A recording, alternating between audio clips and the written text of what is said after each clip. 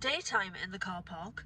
I've just come out of the 120 showing of the new Scream films, so here I am to talk about it. A little backstory, I guess, my relationship with this franchise, just in case you care. The original Scream came out in the UK in May 1997. I would have been 15 years old, so absolutely no chance of me going to see it.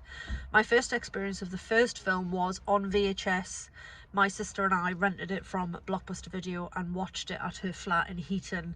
And we both absolutely loved it. I do remember towards the end, when it was quite tense, that Claire said to me, "What's happening?" And I went, "I don't know, I'm covering my eyes as well." By the time the second one came out, which was in May 98, this is back when release dates between the UK and the US were quite different.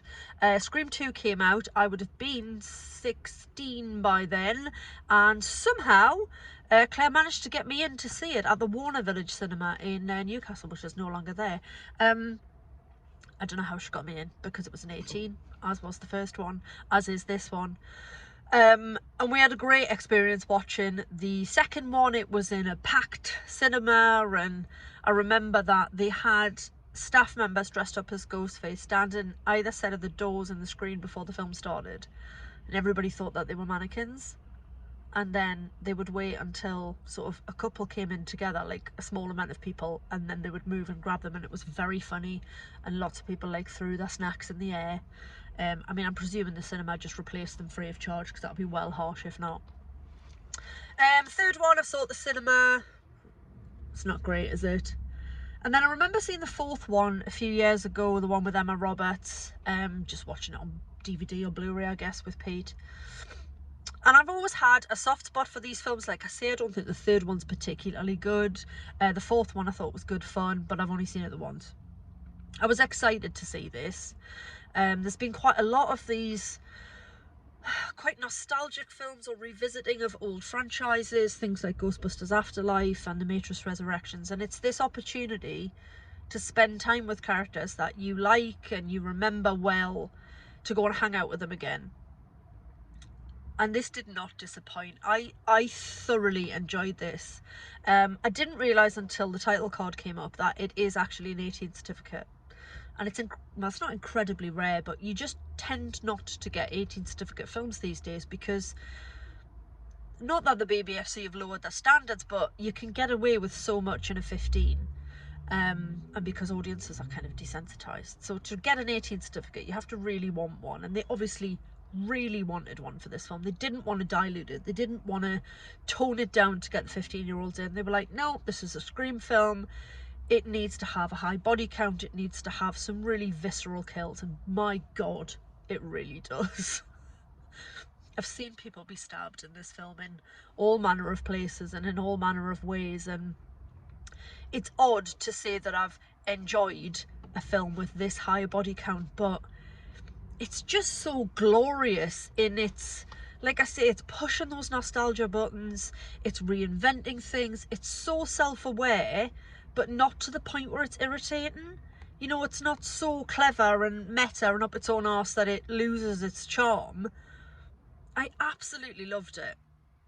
I mean, if you want plot synopsis, we start with the character of Tara, or Tara as Americans say, in her home. She's played by Jenna Ortega, and there's that real strong sense of deja vu in the way that it mirrors the opening of the original Scream, which was obviously Drew Barrymore at home. Straight away there's a lot of, you know, updates. There's nods to the fact that this is a very, very different world from the world of 1996 when the original film was made and set. So she's on her mobile, obviously texting a friend, while the house phone rings, and she's like, who's ringing the landline? Who even has a landline?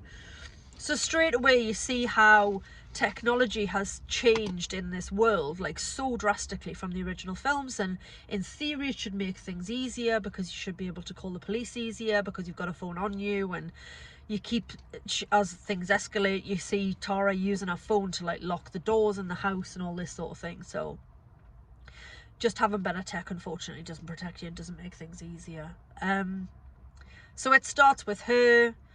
We're introduced to our sister Sam. Sam's, well, their surname is Carpenter, which is definitely a nod to John Carpenter.